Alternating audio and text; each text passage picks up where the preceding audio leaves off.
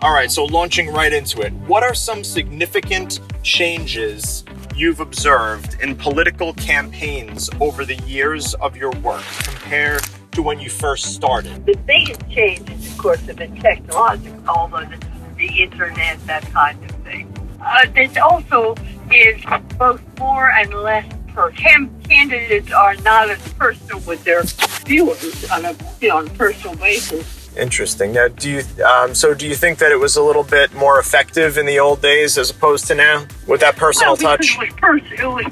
People tended to know their candidates, which they don't today. I think it's a good thing that people are still interested in knowing their candidates. That shows that there's still that sort of thoughtful, receptive audience to these types of things. I fear for the day when that doesn't exist anymore, but hopefully we have a long time left with that. But you've got a much larger audience. Exactly, much larger, more interconnected. So it's very different nowadays. So what are the most effective strategies that political campaigns use to win over voters today? And how have they evolved over time, these methods? You can find your voters, get a lot more information about who they are, and even though you may not know them personally the way you used to, I can say, I want all women over the age of 60 and reach out to them. On to the third question. How has social media impacted the way political campaigns are run? And what are the advantages and disadvantages, do you think, of using social media? It makes people feel more personal, and yet it isn't really as personal. Right. But we have the technology that makes it feel that way. So have you ever faced a conflict between your personal beliefs and the message of a political campaign you worked on? If so, how did you handle it? What did you learn? I don't think I did. Really? I don't think I did. In all those campaigns? Well, there may have been one, but I can't remember. Right. Do you find that when that type of thing comes up for others, I mean, because maybe you knew other people that went through that, I don't know, but do you think that sort of thing is a deal breaker in your industry, or do people just kind of look the other way? In other words, does a candidate have to be 100% aligned with the person helping them all the time, or is there room for differences? Like, in other words, can somebody... So somebody can still work for somebody's campaign even if there are elements that they disagree with? Yes, absolutely. Okay. So it is very much a business. Well, Politics Inc. Politically you feel more comfortable if you agree with them. But right. Personal differences are easy. Yeah. Okay. If you talk to me and if you talk to my grandson, it's not the same.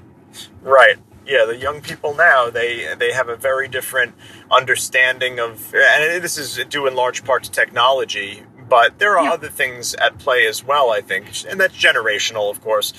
But what are some common misconceptions that people have about political campaigns and those who work on them? They think the campaigners are out there and have no idea who we are. They don't take it personal. They don't see it as personal the way they used to. Right. I think to some extent that's the case. That's the big thing. That's interesting. But of course, a lot of the new technology makes it seem more personal.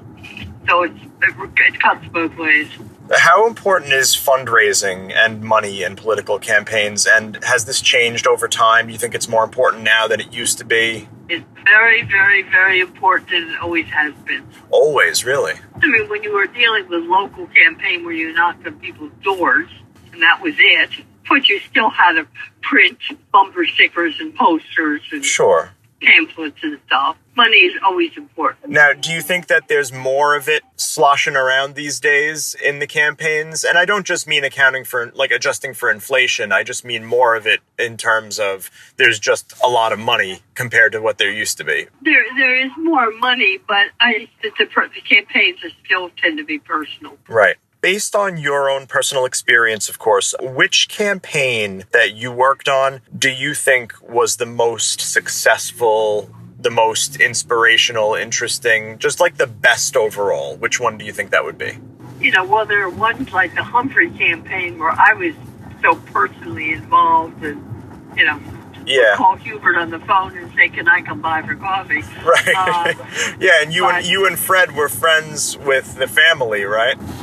Oh, yeah, I go there for dinner and would do the cooking. In those days, there was no vice presidential mention. She did the cooking and the dishes. But, the campaigns or political campaigns are a lot more technical than they have been. Yeah. They were in the old days. It seems like political campaigns are a lot more technical now than they used to be. Even to an outsider who's not in the industry like myself and like the people mostly, I would assume, who would be listening to this, you can kind of sense that, even if you're not in that world. So that makes sense. Now, how can political campaigns address polarization and reach out to voters on the opposite end of the political spectrum? When you're sitting face to face with a constituent, you've got to be relating at that level. Mm-hmm. But so long as it's all technical, you can develop a strategy for the other constituents or members of the other political party or who are racially different or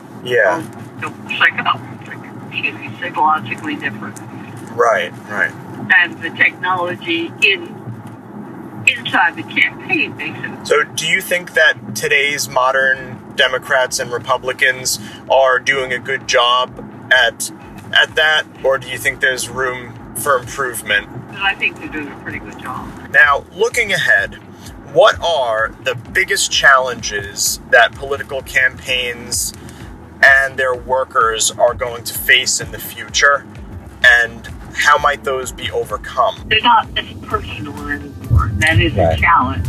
Constituents don't knock at their doors. That was officially the last question, but I'm going to ask you a bonus question just because it's currently going on right now. This Trump indictment in New York, where I happen to be, do you think that this is going to hurt the Democrats politically?